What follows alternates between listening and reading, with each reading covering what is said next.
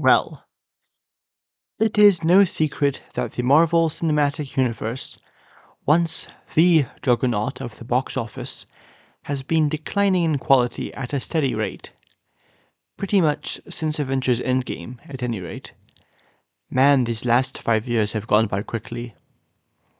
To be sure, there have been some financial and critical hits in that time since, such as Spider-Man No Way Home and Guardians of the Galaxy Volume 3. However, these have been the exceptions that prove the rule, really.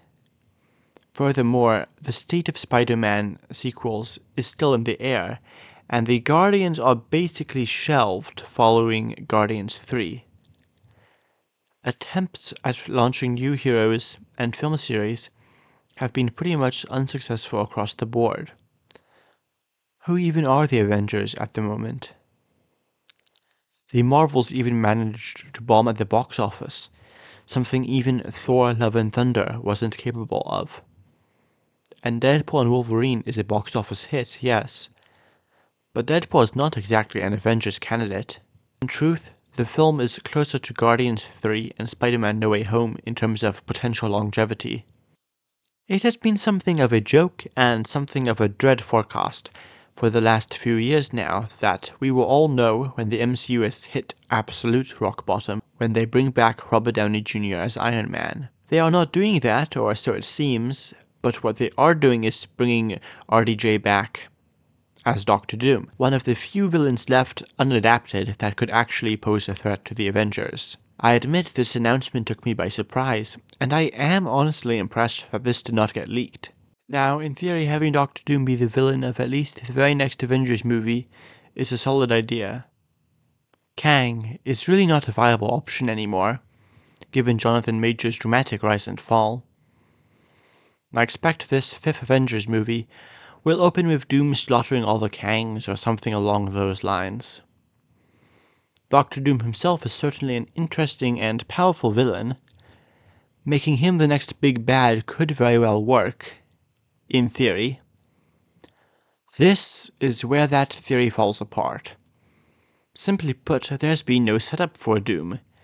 Compare this to Thanos, who was built up for 6 whole years before he took an active role in the plot of the MCU. In contrast, Avengers 5 is set to be released less than 2 years from now. Part of this is of course understandable, in that Doom is a hasty replacement for Kang. That does not change the reality of the situation. The earliest Doom could likely appear is in the Fantastic Four movie, which comes out next year. That's really not a whole lot of time to build up Doom as an actual threat. Which brings us back to the elephant in the room. Robert Downey Jr. has been cast as Doctor Doom. Well, I am glad for RDJ at least. His turnaround really is one of the most impressive comeback stories in Hollywood history. He is also an utterly fantastic actor, and I am sure that he will bring his A-game to the role. But that does not mean that this was a good idea. Far from it. Firstly, on its premise, this whole thing is shaky. I do believe multiverses can work as a story idea, if and only if they are handled well. However, the MCU has really not handled the execution of its multiverse with any skill, and a Tony Stark lookalike being Doctor Doom is not going to help matters much. Secondly and lastly, there is to discuss the very act of bringing RDJ back. In recent years, we have seen this sort of desperate move across various fallen franchises in their death throes. Doctor Who brought back Russell T Davies to resounding little success.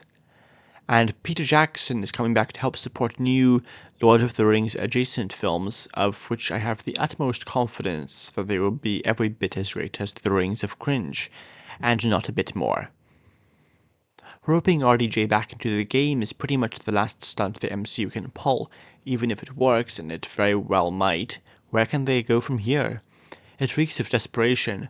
A few years ago, Kevin Feige said he wanted the MCU to go for another 8 years. At this rate, it will not last for another 8.